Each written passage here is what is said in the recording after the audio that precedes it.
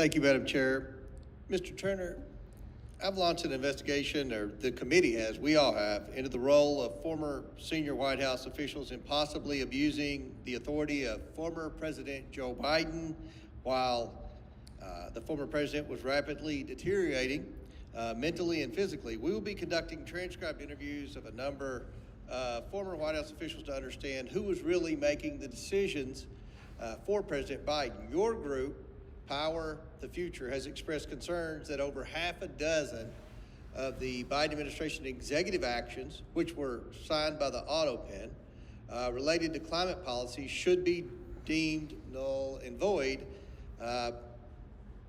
again, due to the fact that they were signed by the auto pen without any public comment from President Biden confirming his knowledge of them.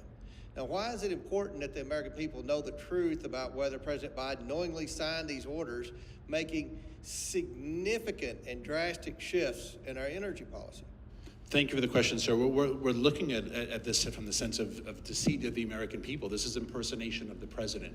Staffers, of course, have a lot of leniency in what they do working on behalf of the president, but these executive orders that we identified, there's no evidence of Joe Biden in first person, in his voice as president, talking about them. And I see some Pennsylvanians on the panel. When you ban the export of liquid natural gas and you never get asked about it in person, one has to wonder if Joe Biden did it or if a staffer did it on his behalf. Now, you specifically expressed concern that President Biden was not aware of that specific action to implement the executive order pausing liquefied natural gas permits. Now, why are you specifically concerned the president was unaware of that specific order? Well, there's an anecdote from earlier this year where Speaker of the House Johnson mentioned he was in conversation with President Biden and brought it up.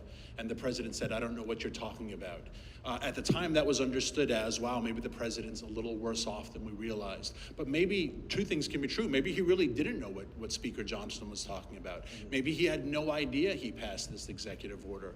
And if the president has never asked about it and he hides from the press and there's no opportunity for him to get asked in public about it, how do we know he actually did it? And these are serious executive orders. This is not... It is bizarre. You know, when President Trump signed his executive orders, we saw him sign the executive orders. He had a big event. He was, they were talking about the executive orders. They said, this is what this specific executive order is. We never saw any of that. No, and lives were destroyed, sir. And when you ban the export of liquid natural gas, there are hundreds of thousands of men and women who work in the natural gas industry.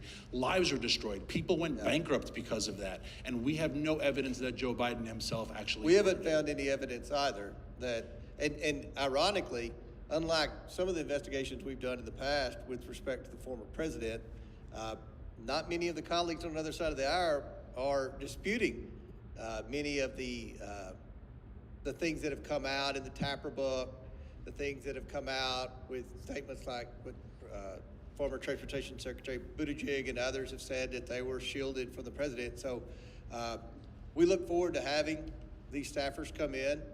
Our committee will be conducting transcribed interviews, possibly depositions, depending on how quickly they come in, and hopefully we'll get the truth to the American people.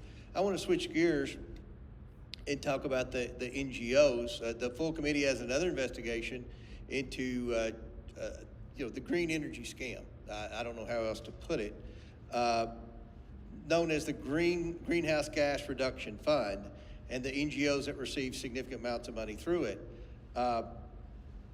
Can you tell us a little bit about this? And the NGOs and the left, obviously they advocate for initiatives as an excuse to spend billions in local communities, but enrich themselves too.